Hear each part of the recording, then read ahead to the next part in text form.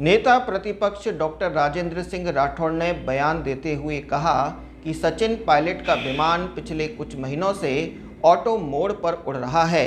यह प्लेन कहां लैंड करेगा और कहां क्रैश होगा, यह तो समय ही बताएगा। पायलट द्वारा पूर्व मुख्यमंत्री वसुंधरा राजे पर लगाए आरोप पर उन्होंने कहा कि सचिन पायलट ने डिप्टी सीएम रहते यह मांग क्यों नहीं उठाई। चुनाव से 7 महीने पहले चाय के प्याले में वे तूफान लाना चाहते हैं। उनका निशाना मुख्यमंत्री अशोक गहलोत पर है, जिन्होंने उन्हें निकम्मा और नकारा कहा था। नदवई मूर्ति मामले को लेकर नेता प्रतिपक्ष ने कहा कि राजनीति जाजम बिछाने के लिए कुछ नेता दिन में कुछ और शाम को कुछ और ही बयान देते हैं। गृह मंत्री अमित शाह के कार्यक्रम में शामिल होने के लिए नेता प्रतिपक्ष राजेंद्र सिंह राठौड़ भरतपुर आए हुए हैं। हम अपनी राजनीति जाजम बिछाने के लिए दिन में कुछ कहें और शाम को कुछ कहें। कभी हम यूपी से आए हुए नेताओं पर आरोप लगाएं, फिर उन्हीं को गलबायां करें। मैं इसको उचित नहीं मानता। सभी समाज और ये हमारे सभी राष्ट्रीय नेता है, हमारी धरोहर है। हम किसी को कम नहीं मान सकते। ऐसे देश स्वतंत्रता की लड़ाई लड़ने वाले महाराज जवाहर सिंह जी को कम नहीं मान सकते। इस देश में संविधान बनाने वाले बाबा साहब अम्बेडकर को कम नहीं मान सकते।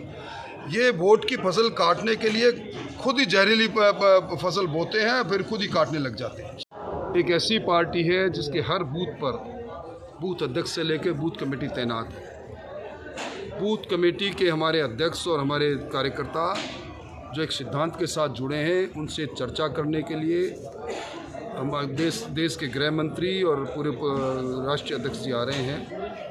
और आपने अभी जो सवाल किया कि पायलट जी का, तो पायलट जी का प्लेन पिछले कई महीनों से ऑटो पायलट मोड पर उड़ रहा है। वो कहाँ लैंड होगा, क्रैश होगा, कहाँ उतरेगा, वो समय बताएगा या वो खुद बता सकते हैं। इस साल में उम्मीद बाकी उन्होंने जब ये आरोप लगाए उससे पहले वो जिस तरह अध्यक्ष जी ने कहा 19 महीने तक उप मुख्यमंत्री रहे।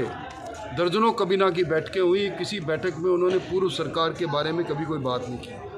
इसी सरकार ने जब पहले 100 दिन की कार्यकारी योजना बनाई तो पूर्ववर्ती सरकार के कामों की समीक्षा की, उसमें जिनको कुछ नहीं मिला, आज यकायक चुनाव से 7 महीने पहले चाय के प्याले में तूफान पैदा करना चाहते हैं। और अगर उनके पास कोई प्रमाण होते तो उनको चुप क्यों रहे, विधानसभा में क्यों नहीं बोले। इसलिए जो अध्यक्ष जी ने कहा कि उनका निशाना तो सीधा अशोक गहलोत की तरफ है, जिन्होंने उन्हें नकारा कहा, निकम्मा कहा।